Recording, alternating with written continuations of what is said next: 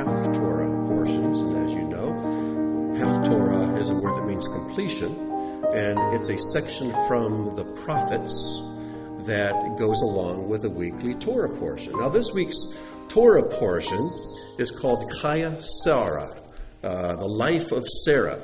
It's in Genesis, and it begins with Sarah's death and how Abraham purchased the field of Machpelah and the cave there from Ephron, and he buried Sarah there.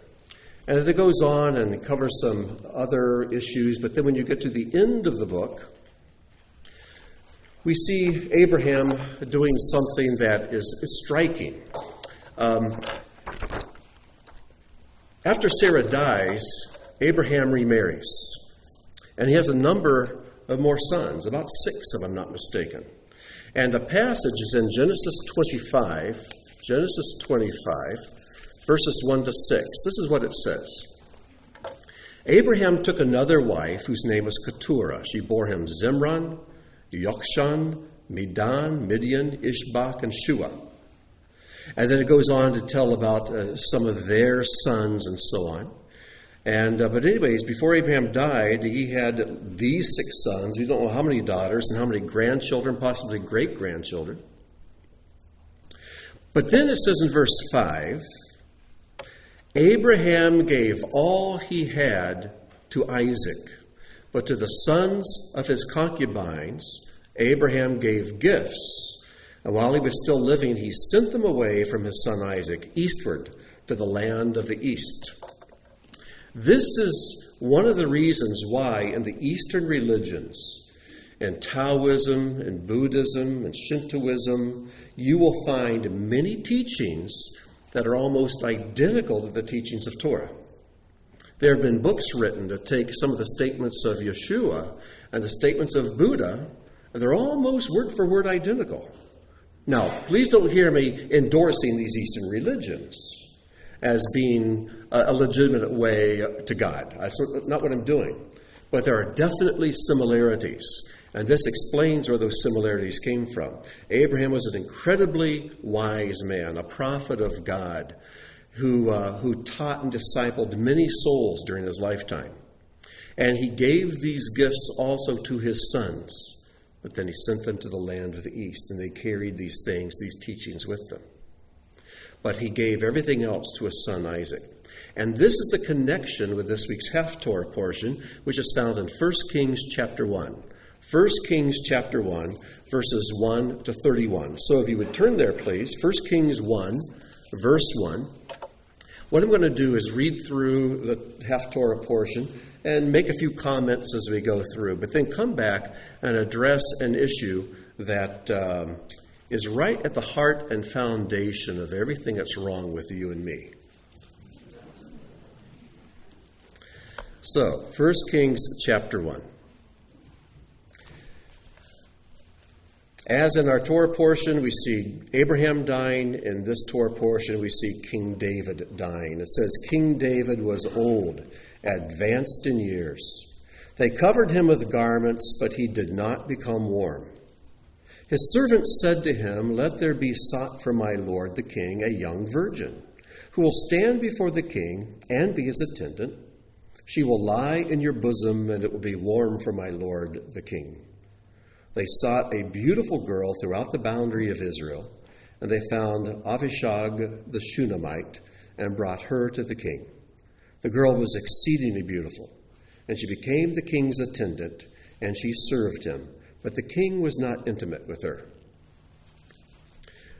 This is a story you're going to, it's going to be very unlikely to see a VeggieTales episode covering this one. And I know it's a shocking way to start a book of the Bible. And you think, what? Who does this? And but we have to realize these are not modern times. They didn't have electric blankets then. We're dealing with a king, not just a run-of-the-mill person. And there are several reasons that when you go through them, you begin to realize this was the wise and logical choice for that time and place for this individual, for King David. First of all, like I said, there were no electric blankets. Rooms were not very warm. They covered him with lots of clothing and garments.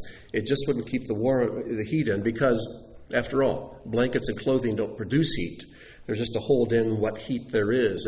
And David, at this time of his life, his circulation must have been horrible because he simply could not get warm. So, the way to keep him warm is to have someone close to him. Now, this person also attends them, sees to his needs, brings him his meals, takes care of the various things that are needed to be done. They're a servant, but also to sleep close to him to keep him warm. You think, well, first of all, how about his wife? Well, he had several, but these wives are considered queens. It'd be beneath them for them to be the attendants and to perform this duty. Of course, it'd be obviously inappropriate to have a man serve in this duty. It'd be inappropriate to have someone else's wife serve in this capacity. So they found a young virgin. And since he is the king, they found one who is very beautiful. And she would be his servant and also the one to keep him warm. And also, they must have figured that if there was physical intimacy, she would at least be qualified to become his wife. But as we know, there was none of that. Now, there are spiritual things going on here. If we had time, we would get into them. But you notice what family she's from? She's a Shunammite. She's a Shunammite. Someone emailed me during the week and asked about the Shunammite woman from last week's Haftarah portion, which is found in 2 Kings 4. And there are only 2 Shunammites mentioned in the whole Bible. This Shunammite virgin here in 1 Kings 1, and then the Shunammite woman who was barren over in 2 Kings 4. The only 2. And someone emailed me, asked me, is it possible that they were Gentiles, or that the Shunammite woman was a Gentile? Of course not. They would not have had a Gentile woman come in to keep the king warm and to serve him. But the only 2 Shunammites in the Bible are this young girl here and then the woman in 2 Kings 4, which means God is saying you need to put the 2 together, compare them. It's a menorah pattern. If you do that, you compare their lives and what God does in them and through them, there's a picture to be painted here. Now, this Shunammite here, this young virgin girl, is mentioned again over in chapter 2. She comes into the story again as one of the main characters. We don't have time to get into that today, but you can read that as well. But there's an assignment for you. Take the 2 Shunammite women, compare their lives, and see what God teaches you. But we want to move on to what happens next. This gets into the heart of the story in verse 9. Verse 5. Adonijah, son of Haggith, exalted himself. Now, Adonijah is David's 4th son. His first 3 sons are dead. So Adonijah is the eldest surviving son of David. And so he assumes, my father's old, he's about to die, I'm next to be king, let's go ahead and get this show on the road. Adonijah, son of Haggith, exalted himself, saying, I shall reign. Oh, whenever you see somebody say, I shall, that is filled, what follows is something about themselves, it's usually not good. It's usually not a good thing. As I was reading this, I was reminded of Isaiah 14, which I call the 5 I wills of Satan. Isaiah 14, verses 12 to 15. Listen to this. How you are fallen from heaven, O day star, son of dawn. How you are cut down to the ground, you who laid the nations low. You said in your heart, I will ascend to heaven. Above the stars of God, I will set my throne on high. I will sit on the mount of assembly in the far reaches of the north. I will ascend above the heights of the clouds. I will make myself like the Most High. But you were brought down to Sheol, to the far reaches of the pit. After all, God does resist the proud and gives grace to the humble. And whoever lifts himself up will always be humiliated. But whoever lowers himself in due time will be lifted up. So Adonijah had to learn this lesson the hard way. He said, I shall reign. He provided himself with chariot and riders and 50 men to run before him. I'm not sure what that was all about, but they ran in front of him. All his days his father had never saddened him by saying, "Why have you done this?" You know, David was a great king, but he wasn't a great success as a father. And it's amazing the number of men we find in the Bible, men like Samuel and Eli and others, who are great men in so many ways, but they failed at home in raising their children. Now, I understand that we're to be responsible parents. We do our best equipping our kids with the tools they need. But at some point along the way, our kids have to take ownership of those tools and begin to use them. Because after all, God's kids didn't turn out all that great either, and he's a perfect father.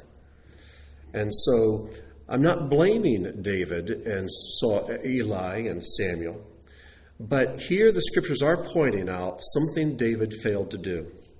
His father never saddened him. He never rebuked him for anything he did. He never said, "Whoa, why are you doing this? Think this through."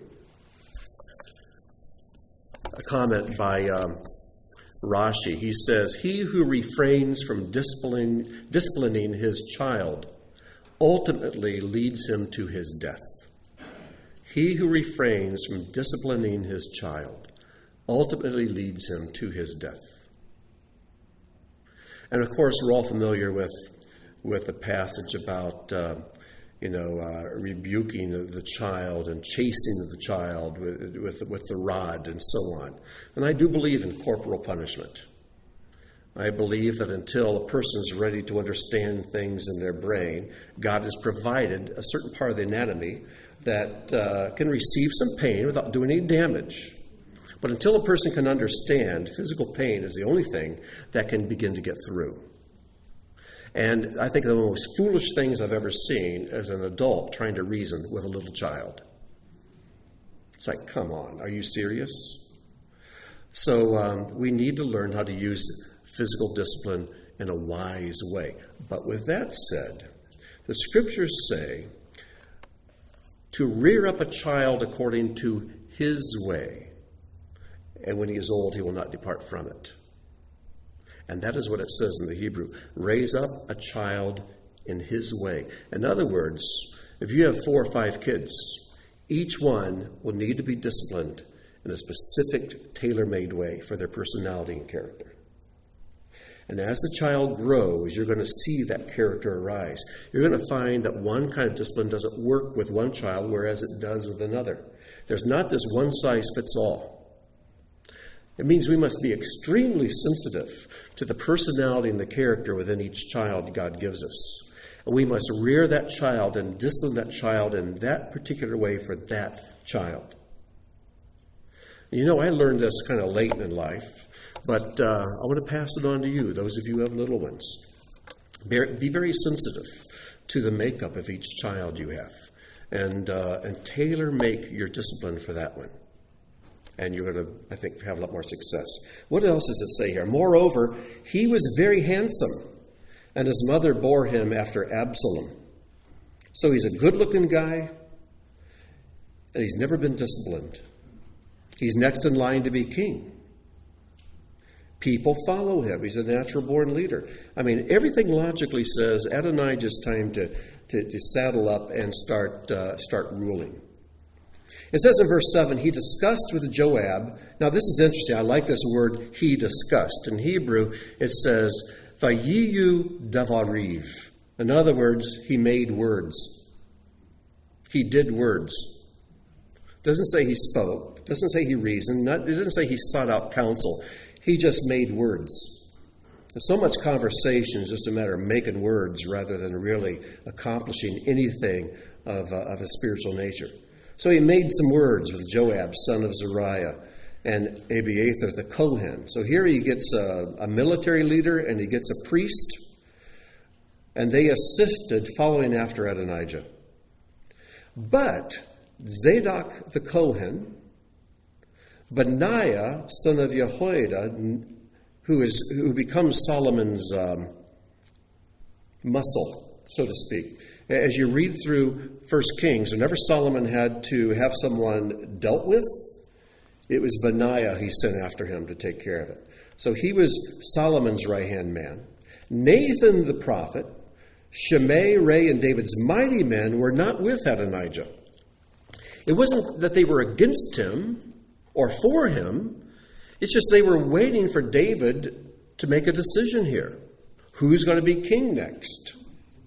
In other words, they didn't just jump on the bandwagon because it seemed like a logical thing to do.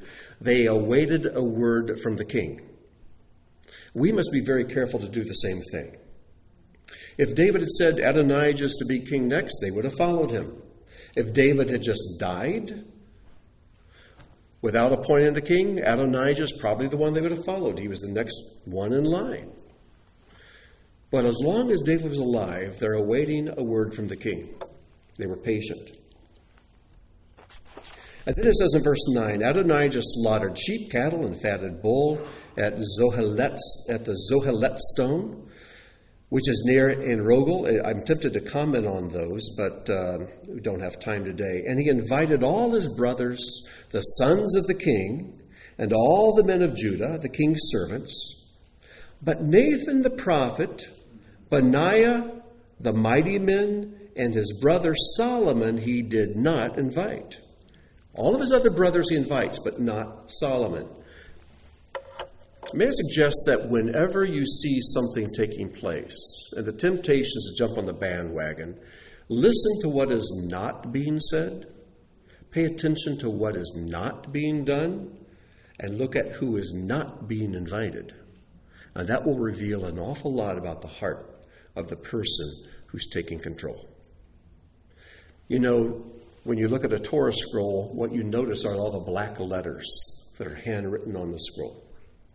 But the sages tell us that the black letters are black fire on white fire. They say the empty space also speaks. The white parchment behind the letters and around the letters also has something to say. In other words, don't just look at what is there. Look at what is not there. And that is part of the lesson here, I think, that God would have us learn. So he invites all these uppity-ups. They're all coming. But look who he doesn't invite. He doesn't invite Nathan, the prophet. You think that'd be the first person you go to. Say, Nathan, what should I do? I'm the next in line to be king. You gave my father wise counsel all his life. What should I do? He doesn't do that. Because I think he knows what the answer is going to be. He invites all of David's sons except for Solomon. Why? Because he knows there was this promise made way back at Solomon's birth, about 12 years earlier. Solomon's only about 12 years old at this point. There was a promise made that Solomon would be king. And you know that had to be kind of niggling in the back of Adonijah's mind. So I don't want to invite Solomon here. So, pay attention to what is not said, what is not done. That sometimes can speak volumes. Verse 11, Nathan spoke to Bathsheba, Solomon's mother, saying. Now, Bathsheba is an interesting name in Scripture because it's one of the few names, it's two words. It's not all stuck together. It's actually two separate words. Bat, which means daughter, like we have a bat mitzvah, daughter of the commandment. We have bar mitzvah, bat mitzvah. So bat is daughter. There's a space. Then the next word there is shiva. And shiva means oath. And you're going to find the word shiva, or oath, a number of times here in the passage. So Bathsheba means daughter of the oath. Now, what is the oath? What's so interesting, we don't know of any oaths that Bathsheba is involved in. But there's an oath made when she gives birth to Solomon.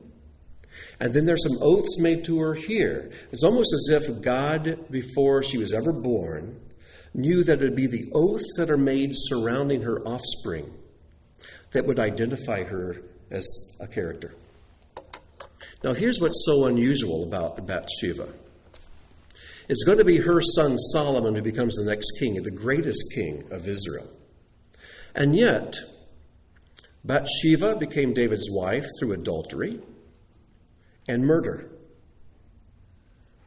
You'd think of all the wives of David and children, Bathsheba would not even qualify to father the next king. And yet it's this woman who came into David's life through David committing adultery and murder. It's her child God chooses. God's ways aren't our ways, folks.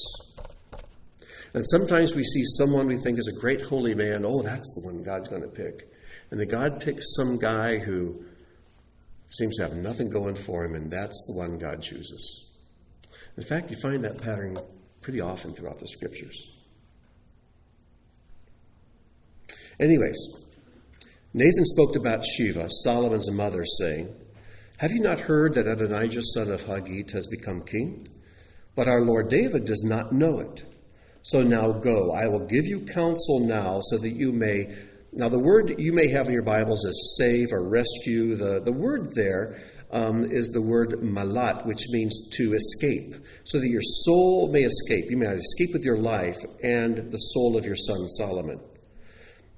So he tells her what to do. Go and come to King David and say to him, "Have you not, my lord the king, sworn," and there's that word, sheva, have you not sworn to your maidservant, saying, quote, "Your son Solomon will reign after me, and he will sit on my throne"?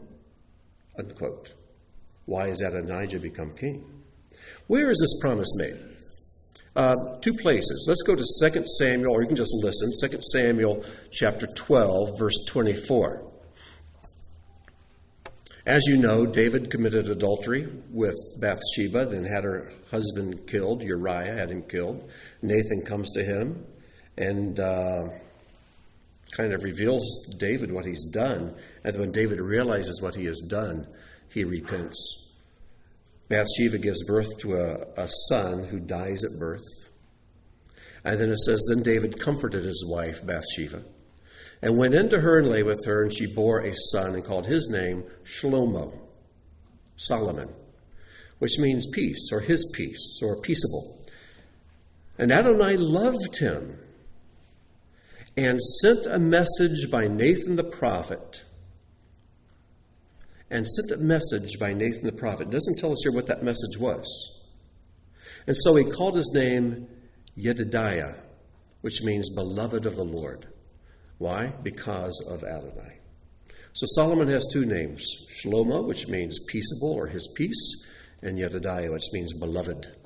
Yadid, beloved. 1 Chronicles 22, however, gives us some more detail. This is a little later. It says, then he called for Solomon his son and charged him to build a house for the Lord, the God of Israel. David said to Solomon, my son, I had it in my heart to build a house to the name of Adonai, my God, but the word of Adonai came to me, saying, you have shed much blood and have waged great wars. You shall not build a house to my name, because you have shed so much blood before me on the earth. Behold, a son shall be born to you who shall be a man of rest. I will give him rest from all his surrounding enemies, for his name shall be Solomon. And I will give peace and quiet to Israel in his days. He shall build a house for my name. He shall be my son, and I will be his father, and I will establish his royal throne in Israel forever. Now, my son, Adonai be with you, so that you may succeed in building the house of Adonai your God, as he has spoken concerning you. So this is hearkening back to an earlier time where David begins to share what God has spoken to him, what he's spoken to him through Nathan the prophet concerning Solomon. So let's return now to 1 Kings.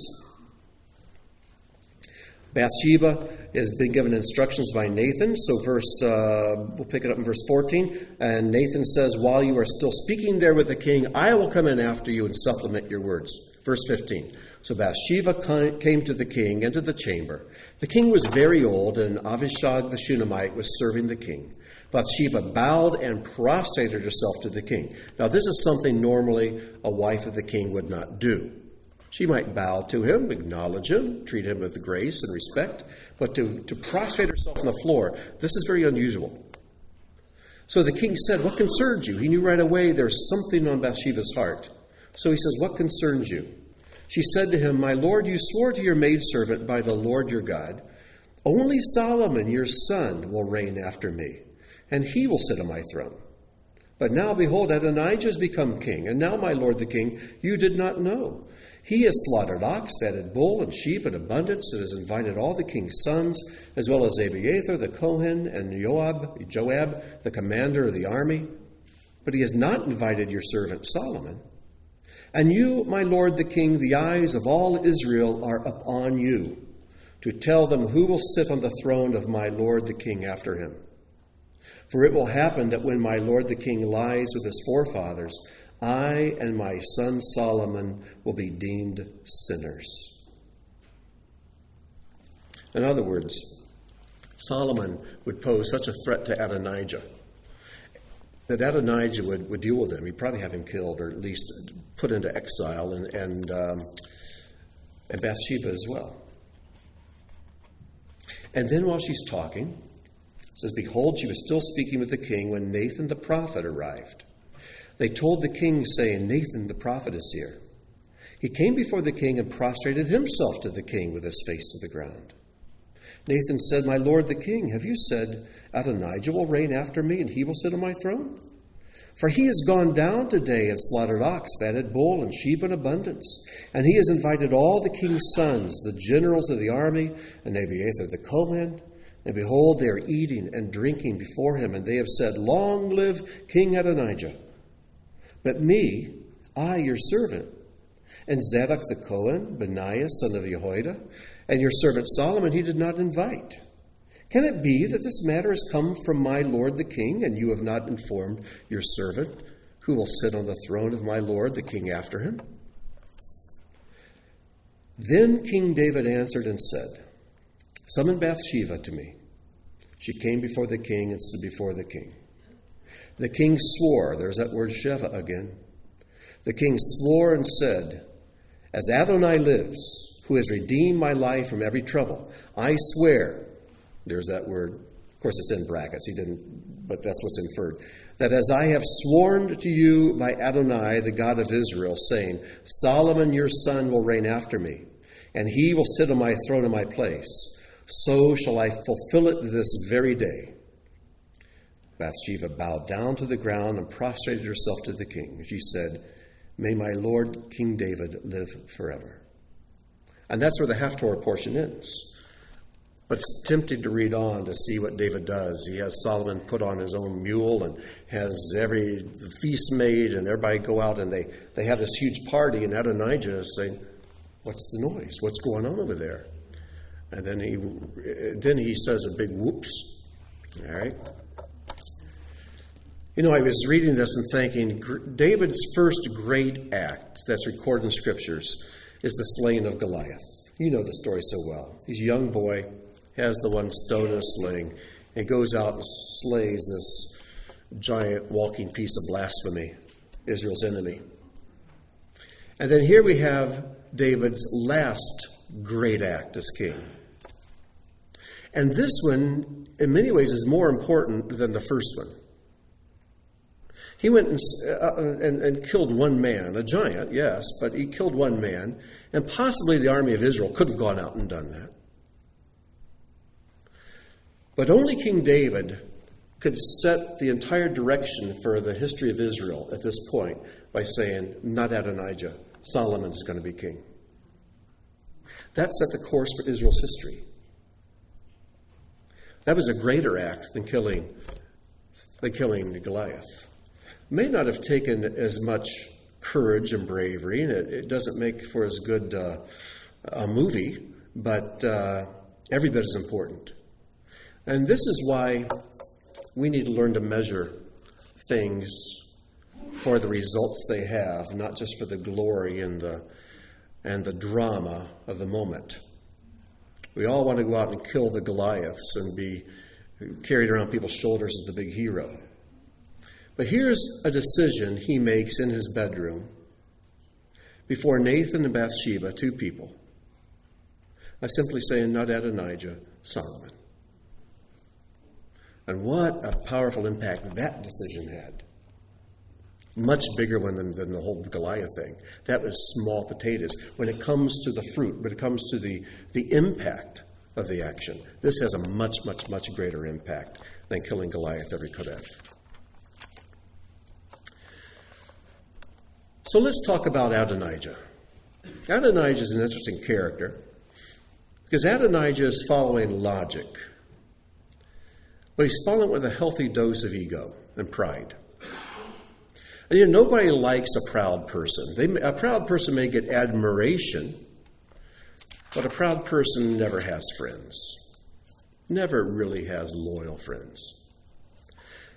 We all recognize pride when we see it. Pride is when someone claims to be better than someone else. Faster, stronger, better sportsman, smarter, whatever. I'm better, I'm bigger, I'm stronger. Wah, wah, wah. We all see that. None of us like it. But what is the thing in us that lies behind pride? There's something much more subtle and much deeper. And it's called the ego. I talked about this about a year and a half ago, and I was amazed at the number of people who commented on that, had more questions about it, wanted to read more about it. And so today we're going to go back and review a little bit what I taught a year and a half ago. And for those of you who are new, I hope this has the same impact on you that it did on me when I began to discover these things. And the reason I'm doing a lot of review and going back is because, as you know, my little granddaughter is with us for a couple of weeks, and so I spend every waking moment just playing with her and looking at her, and you folks come way down the totem pole. And so when it comes time to prepare, I dig out old notes, and that's what you get. I told Robin today's going to be chicken McNuggets. It's pieces, parts from here and there, stuck together, but they still taste good, I hope. These insights I'm about to share, most of them come from Rabbi Chaim Miller. And a few years ago, I listened to a lecture by him that to me it's like light bulbs are popping in my brain. And I have found the information that he gave on the ego is so powerful, so scriptural, and it gives me so much understanding into how I work and how other people work, because the ego is a universal issue, a universal problem. In Hebrew, the word for I, for me, is the word ani. Aleph, nun, yud. 3 letters, ani. And in Greek, if you look in the Greek scriptures, if you read them in Greek, the word for I is the word ego, where we get the word ego. Epsilon, I'm going to say gimel, but it's gamma, and it's omega. Just 3 letters, ego. But in English, we just say I. What's interesting about the Hebrew word, ani, aleph, nun, yud, and if the overhead was working, you could see it. If you take the last 2 letters and reverse them, so where it's aleph, yud, nun, it spells the word ain, which means nothing. It's a powerful lesson there. We should realize that the I, when I live according to it, it is nothing. When it's given away to the Lord, it can become something. Instead of just I, it becomes His, and that's a whole different dynamic. So, if you're taking notes, this is what you'd see on the screen. I'm giving 5 symptoms of ego in daily life. 5 symptoms of ego in daily life. Number 1, the ego is all about making myself right and others wrong. Now, I misunderstand. This is different from pride. Pride is boastfulness. But ego is something deeper, something more subtle. The ego is a false you. It's a false me. The ego is a lie. The ego is the soul we want to project to others and make them think this is who Grant Luton is, or this is who so-and-so is. It's the way we act. It's not who we are, but it's how we act. It's not being humble. It could be acting humble. And I'm not interested in anyone acting humble. I want us to be humble. I'm not interested in people acting loving. I want people to be loving. And so the ego is an actor that plays a role. And it doesn't mind acting humble as long as somebody's watching. You know? It doesn't mind acting loving as long as it has an audience. It can do all kinds of good things provided there's sufficient reward. Enough eyes watching, enough ears listening. So number one, the ego is all about making myself right and others wrong. The ego is always comparing itself with others. Because you see, the ego only has room for its own self. It doesn't have room for others. And that's why when you're in a room full of people, if your ego is, I'm a funny guy, you got to be the funniest guy in the room. And another person with a better sense of humor, you got to somehow put them down because they're robbing the spotlight from you. You got to be the smartest guy. And if there's someone else in there who seems to be smart, you think, they're just arrogant. They're just boastful. They don't know anything. And I need to expose how stupid they really are so people can see once again, I'm the smartest guy. Or the best looking guy or girl. Then someone else comes into the room who's as good looking or better. Well, they had plastic surgery. Well, that's this or that. And you have to belittle because the ego never has room for someone else. Now, the true self always does. But with the ego, other people are there to serve your ego. They're there to applaud you. They're there to pay attention to you. Yes, Carla, see a hand up. Are you saying that the ego, you're saying those things to yourself, to prop yourself up? Yes. Not necessarily doing this other stuff. Is that what you mean? Sometimes it will expose itself publicly most of the time when you hear people cut people down with their words, either to them or behind their back, it's the ego talking. Oh, it's always ego talking. It has to reduce the other. Yeah. The ego doesn't have room for another. An interesting thing happens now when you find two people with big egos, a guy and a girl. What happens, the ego of the one wants the other, and the ego of this one wants this one. And when you get a guy and a girl who fall in love, which there's no love involved, but they fall in love because each looks at the other as one who could add to their own ego. My wife's better looking than yours. My husband's handsomer and smarter and makes more money than yours. When you get two egos marrying, it's like atomic fusion. There's going to be a huge explosion here in a moment. It's going to fall apart because egos are phantoms. The marriage is built on nothing. You see? Because the same egos that thought, well, this other one can add to me, is the same thing that says, I'm tired of this person. They no longer boost my ego, I'm done with them, and then pushes them away. It happens all the time. Ego insulates the true souls from really connecting. And also, under this one, the ego is all about making myself right and others wrong. Kai Miller said something interesting. He said, ego equates self with thought. It equates the self with its thoughts. Another rabbi says this. I came across this quote just a week ago. He says, mistakenly, people measure themselves and those around them by their intellects. But the truth is that the intellect is a servant to one's desires. Is that interesting? And so smart people, or not so smart people, okay, oh yes, I should do that. I wish it was on the overhead so you can copy it. Mistakenly, people measure themselves and those around them by their intellects. But the truth is that the intellect is a servant to one's desire. In other words, even though you might think yourself the smartest guy in the world, you have an IQ through the roof, what really directs your path is something behind the intellect, and that's something in your heart. In other words, if your heart decides you want A, your intellect will come along and find some way to justify you doing A. But if your heart decides it wants B, your intellect will come along as its servant to justify choice B. It's really the truth. This is why you find people who have very high IQs doing really stupid stuff, getting caught for it, and doing time in prison. And then you think, they weren't so smart after all. Yeah, they were. But their hearts were not harnessed. Their hearts were wild. Their hearts did not choose wisely. But the intellect comes along as a servant to the desire. Yes, Jim. Is their comment on David seemingly obedient to be on his battles and everything, seemingly in obedience to God, yet his denial of building a temple blamed on him being bloodthirsty? Oh, well, that's something a little different. I'm glad you brought up David, though, because David did try to obey God. He really did. He's a man after God's own heart, we're told.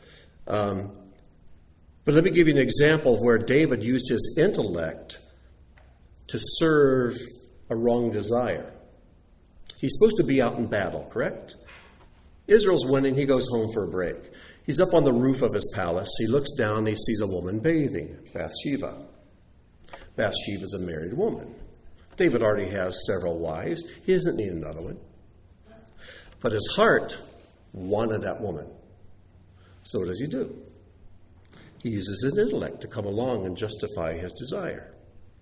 He sends a servant to invite her up, finds out that, yes, indeed, she is a married woman, wife of Uriah, one of his soldiers out in the field. But here's how David's intellect comes along and justifies the sin. You see, men, when they would go out to battle, would always give their wives a bill of divorce, a certificate of divorce. This happens even today in Israel. Israeli soldiers, when they go into warfare, they give their wife a certificate of divorce. Because in Judaism, this is not in the Bible, but in Judaism, if a man dies and his body is not found, they cannot find his corpse, then there's no proof of death, and therefore his wife can never remarry. Until a body is produced, the woman cannot remarry. And so out of love, these men going into battle would give their wives a certificate of divorce until the war was over and come home. Then they'd tear up the certificate. When the World Trade Centers came down, there's a case of an Orthodox Jew who's in the towers. He realized he's going to die. He gets on the phone, he calls his wife, he calls his best friend, and tells them both, I only have a few minutes left to live. I'm divorcing my wife. You're my witness. And sure enough, he died. They never found his body. But as an act of love, he divorced his wife so she could remarry later. So, in David's mind, he's thinking, oh, Uriah, yeah, he's her husband, but right now he's divorced. You see? So in his mind, it's not adultery. And then when Bathsheba becomes pregnant and the war is over, or Uriah comes home, he realizes, okay, we have an issue here. Well, I can deal with this. I'm the commander-in-chief of the army. I'll just put Uriah. I can put my men wherever I want. We'll lead him right into the thick of the battle, right at the head. And sure enough, Uriah gets killed. But again, in David's mind, he's the commander-in-chief. He can put his men wherever he wants. And Uriah gets killed. But when Nathan comes along and exposes what was really in his heart, you committed adultery, you committed murder. And David, when he saw it, is like, oh. See how the intellect can come along to serve the desire. The ego, though, is completely blind to that. Let's move on. I'm looking at this clock. I can't be right. But anyways, number 2. The ego causes feelings of superiority and inferiority. The ego causes feelings of superiority, which is we see as arrogance and pride, but also inferiority. Now, we always recognize a person who's braggadocious, always bragging about how wonderful and great they are.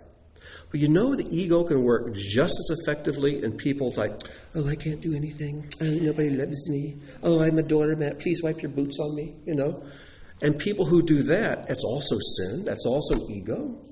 It's not the real self. Last week, my son and daughter-in-law were here, and they had little Maya, who's 6 months old, right? So I have them bring her up, and I'm holding her up here and wake her up. And she looks out. Is she nervous? No, not afraid, no stage fright, not at all. She looks out and she starts grinning. Why? She has no ego, zero ego, none whatsoever. She doesn't know how to act. She's just who she is. I think it's one of the reasons why the Master says we must become like little children to enter the kingdom of God. They have no ego.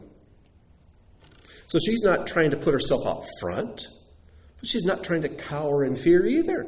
She's just, here I am. And she's happy about it. So the ego could cause feelings of superiority and inferiority. But the ego, what it does, there's this constant need to maintain the boundary of self. The ego is a way you put a boundary around the real you, because whether you realize it or not, you don't want people to know the real you, because you really feel the real you is lacking and wanting and deficient. So you have to put on this other thing. It either comes across as, I'm the best in this or this or this, or I'm just terrible, I'm just awful. But whatever it is, we want to hide the real self. It's a boundary to the self, the true self.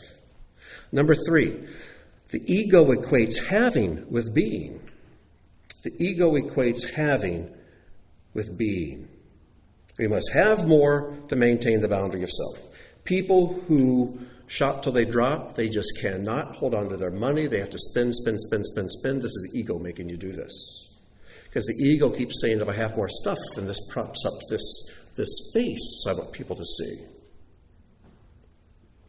My car is nicer than yours. My house is bigger than yours. My lawn is better than yours. And blah, blah, blah, blah, blah, blah. We want to have more and more stuff. And it's all ego. It's all a fantasy. It's all a phantom. Luke 12:15 says, take care and be on your guard against all covetousness, for one's life does not consist in the abundance of his possessions. Number 4, the ego equates doing with being. You must do more to maintain this boundary of self. We have to do more and more and more. One rabbi said, if my life is filled with striving, this is the power of the ego. Is your life made up of striving? You're always struggling and straining to get the next thing done. That's ego. This is one of the beauties of the Sabbath. The Sabbath is a tool God's given us to be still, be quiet, to produce nothing. And in that stillness and quietness, we were talking about that during the prayer service some. It gives us an opportunity to readjust our perspective and realize who we really are. And we do that by realizing who He really is. Everything comes back into balance. The ego takes a break. And week after week after week, as we come to pray, come to worship, and to be still, we can deal a death blow to the ego. Martha is one who thought that doing was being. In Luke 10:41-42, remember how Martha was getting hot under the collar because her sister Mary was sitting at Yeshua's feet while Martha's in the kitchen doing all the work? And so she complains. But the Lord answered her, Martha, Martha, you're anxious and troubled about many things, but one thing is necessary. Mary has chosen the good portion, which will not be taken away from her. And number 5, the ego is the cause of all depression and unhappiness. The ego is the cause of all depression and unhappiness.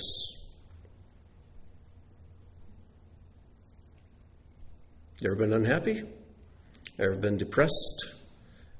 Guess what's right at the heart and core of all of it? It's the ego. You lose something. You lose a loved one, maybe a spouse. And you go into depression because you believed you deserved more time. Who said? The truly humble person will say, as Job did, the Lord gives, the Lord takes away. Blessed be the name of the Lord.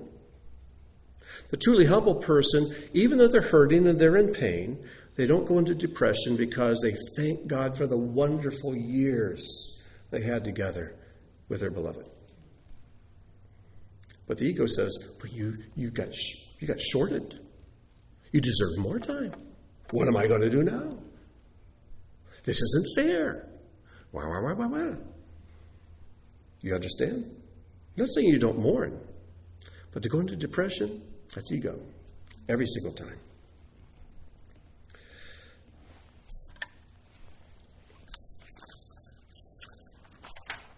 Oh, I had a note here somewhere. There it is. Rabbi Alexander said, if a conceited person suffers even a minor problem, it will uproot him. Isn't that something? It will uproot him. So here's some points to remember. Those are the 5 major things. I'll review them. Number 1, the ego is all about making myself right and others wrong. 2, the ego causes feelings of superiority and inferiority. Number 3, the ego equates having with being. 4, the ego equates doing with being. And 5, the ego is the cause of all depression and unhappiness. Here are a few extra points just to keep in mind. The ego is a phantom soul. It's not real. It's a lie. It's satanic. It's a false you. It's not the real you. It's a you you've manufactured, maybe without not even knowing it. And with children, with children who play pretend, one day they're the cowboy, next day they're the Indian, next day they're an astronaut, next day they're a soldier, next day they're they put on these things. They get into junior high school, and having taught junior high for 18 years, I'd see the same kid come into class every day, and each day it's not the same kid. He must have watched a James Bond movie the night before, because now he comes in real cool, like a secret agent man. That night he watches a comedy. He comes in trying to be Mr. Hilarious. The next night maybe he's watching a sports show, and he comes in holding his arms out like his muscles are too big to put his hands in his pockets, and every day it's this new persona he's putting on. When you become an adult, though, put away childish things. Become you. Quit putting on ego. And yet, the ego can be so tight and so interwoven with the way we think, we are not even aware it's there. But it is a phantom, it is a lie, and it's actually satanic. And it is a barrier between you being in connection with another person, even with God, in an intimate way. Yes, Robin, saw your hand up. Well, obviously, we have this huge tendency for that to happen no matter what. Mm-hmm. So what are the specific tools for us to be able to recognize it and overcome living our soul? I mean, how do you do it? How do we deal with the ego? First of all, recognizing what it is, recognizing it's there. See, a lot of us will go around and say, well, I'm not bragging about myself, therefore I must not be very egotistical. And that can be the ego saying that. Right? First of all, recognizing that the ego is it's part of what we've inherited from Adam and Eve. Recognizing that it's there. And every time we become unhappy and miserable, self-pitying, to realize that's because my ego is suffering. And then laugh, realize, and let it go. Let it go. Because one of the points I want to make here is that the detachment from ego can take place almost instantaneously. Now, they can come back too, but you can just say, I'm turning that off. I'm just not going to do that anymore. Be content to be a nobody and just be yourself. Learn to listen and not talk all the time. You know what I'm saying? Learn to rest, not always have to be the one out in front. Be patient, learn to wait, instead of always having to be one to be the first to act. But here are a few points. As we go through it, more of these will come up. The ego's primary job is to hide you from view. And it does this by drawing attention to itself. The ego's primary job is to hide you from view and to draw attention to itself. Ego can affect the way you dress. I've talked about dress before, clothing. You should dress, I should put it this way, you should never dress in a way to draw attention to yourself. Because if you dress in a way that makes people look at you, that's ego. And if you're offended by that remark, that's definitely ego. We should dress in such a way that if people do look down at what we're wearing, they immediately tell themselves, all right, nothing to see here. Our clothing should say, nothing to see here. Go back up and look at the face. Because it's the face of the person that reveals the person. And so many times we dress in a way to distract people away from us. You see what I'm saying? And our clothing should basically make us invisible. We should dress clean and modestly and nice clothes. But if it's something that's loud and glaring to draw attention, that's ego. That's ego. People should notice us, not our clothing. It says, since the fall, man has lacked a natural connection to God's neshama, God's soul. So man has felt this most severely and tries to fill the lack by simulating its presence. This imitation is a phantom soul called ego. In other words, we want that true connection, heartfelt connection with God, intimate connection with God. Because we don't feel it. We don't feel it. We make this phantom soul around us. This goes back to Robin's question, how do we deal with ego? Maintain an intimate, real, genuine, strong connection to God.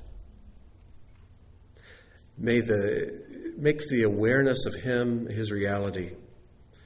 See everything in the world around you in the context of God's the creator and He's running the world. As we constantly do that, the ego just kind of evaporates away. For the sake of time, I'm not going to take any more questions. I'm sorry. I see some hands up. A few more points to go through because we are running over time. But also, ego, being a phantom soul, though it feels real and genuine, prevents one from discerning between fantasy and reality. Let me say that again. Ego, being a phantom soul, though it feels real and genuine, prevents one from discerning between fantasy and reality. A person living out of the ego is living a lie. Therefore, it is very difficult for him to discern between reality and falsehood. A person who's truly humble, a person whose ego has been dealt with, can become very discerning into looking into others because they're not distracted by the ego. They see to the heart of the issue. Yeshua he's the only person in history who had no ego, zero ego, none. And it says he had no man to tell him, he needed no man to tell him what was in the heart. He could see what was in the heart of a man. He could see right to the core of the person asking the question or making the statement. Oh, can you imagine if we had no ego? We had the connection with God like Yeshua had. How we could read people and minister to them, see into them, and truly help them. The ego's primary job is to hide you from view and draw attention to itself. In fact, it will try to convince you that it is you. The ego will try to convince you that it is you, but it isn't. One of the wisest things I ever read is a rabbi who said, when someone comes and belittles you and attacks you, and you feel all hot and bothered and upset by it, he said that person's doing you an enormous favor because they're attacking the ego. Let them. Let the ego take the beating for you. Let the ego be destroyed by that. Because God has sent that person who's saying negative things against you and trying to hurt you with their words. God has sent them to attack your ego. Don't take it personally. They're doing you a favor. They're blowing the bars off of your cell that you've built around yourself. Let them have at it. And respond with humility. Can we do that? But if you think the ego really is you, you're going to take it all personally and get all upset and mad and angry. You lose your peace. Remember, the ego is the source of all unhappiness and depression. Here's another point. Nothing makes the ego more uncomfortable than someone who can see through it. Nothing makes the ego more uncomfortable than someone who can see through it. Rabbi Kasida said, "The master of the universe declares, I and an egotistical person cannot both be in the same world." You know, you can have people sitting in the same pew next to each other, but you're living in different worlds. Your bodies are here in this physical realm, but your souls can be in completely, utterly different worlds. One soul can be living in darkness and pride and the smothering dimension of the ego. The other can be living in the light and in the freedom of humility. Ego is the primary hindrance to knowing God. This is why so many of the scribes and Pharisees, high priests, just could not recognize Yeshua. Their egos. One man said, ego is the static in our spiritual receptors. It's the static. The part of you that is able to recognize the ego is the same part that is able to recognize God. I love that one. The part of you that right now is able to recognize your own ego, that's the part of you that can also recognize God. Because the ego has no relationship with God. It can be very religious. It can be very religious. In fact, religion is something the ego might choose to put on to build itself up. But the part of you that can recognize the ego in you is the same part of you that can recognize God and know Him. You know, if you're sitting here this morning or listening on the internet or whatever, you're thinking, oh, this doesn't apply to me. And you're probably the most egotistical person sitting here today or listening on the internet. Because I'm teaching this and it applies to me. Humility is a source of oneness with another and with God. Humility is a source of oneness with the other and with God. And then, as I said earlier, the detachment from the ego can take place almost instantaneously. The ego hates exposure, hates being exposed for what it is. This is why when people recognize you're a fraud, you're not as smart as you think. You're not as athletic as you think. You're not as whatever as you think. It's agonizing to us, right? The ego hates exposure. But when we on the inside realize, yeah, I'm not as smart as other people. I'm not as rich as other people, not as good looking as other people, not as capable as other people, not as talented as other people. And you're okay with it. Let's let it go. Then you realize, but I'm unique. And the combination of talents and the quality, the quantity of talents I have, the degree which I have them, is a unique combination that God has made. So, Father, here I am. What do you want of me to do? Let's get the ego out of the way. And oh my goodness, you become the true you. When you just follow the ego, you basically become a clone. You just put on a prison uniform, your cell's like everybody else's, you're just a number. But when the ego goes away, then you become you. You become something utterly unique in the universe. You become free. The depression, the unhappiness, all that kind of pain, it just kind of evaporates because the lie is gone. I had one more quote. I had a quote from Satan. I love this quote. It's not in the Bible. It's from a book that is supposedly an autobiography of Satan, where he's kind of letting us in on his secrets and how he works. And Satan says this, let go of the ego, and I'll let go of you. Let go of the ego, and I'll let go of you. That's pretty powerful. Our time is gone. Let's close in prayer. Our Father and King, Lord, all these things that we've been talking, sharing about are all really right out of the Scriptures. Because we see every issue and every difficulty from Genesis to Revelation as coming out of human beings and even Satan himself, putting self first. Choosing to live a lie, to project some phantom mirage of who we think we would like to be and what we want others to think we are. And it's all deception. It's all a lie. It's all nothing. And yet it causes so much pain. It causes so much destruction. It breaks so many relationships. It's so divisive. So, Father, I pray you'd help us to be living sacrifices. That we just let go of this burden of the ego. That we just learn to humble ourselves in your eyes. And we'll leave all the lifting up to you. We'll let you lift us up in due time as you see fit. Lord, I pray you'd set us free. Make us truly, indeed, free. For the one person in the world, who ever lived on this earth, who had no ego, is the one person that everybody in the world talks about, and that's our Messiah, Yeshua. Lord, I pray, help us to be more like him. When we see how humble he was, how little he pushed himself forward, but he could see himself truly as he was. And he could see others as they are. Lord, help us to be that. Help us to be honest. And Lord, I pray that as we let go of the ego, our enemy would let go of us. We experience true freedom.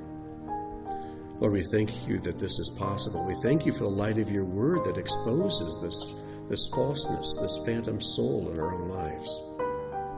So, Lord, let us take the information we've heard and learned, and then to behave like grown-ups, as free people who leave our egos in the dust, and we can walk with a face that's lifted up to you. Lord, make us this kind of people, for I know this is your desire. And Lord, we're counting on you to help us do this. And we ask it in Yeshua's name.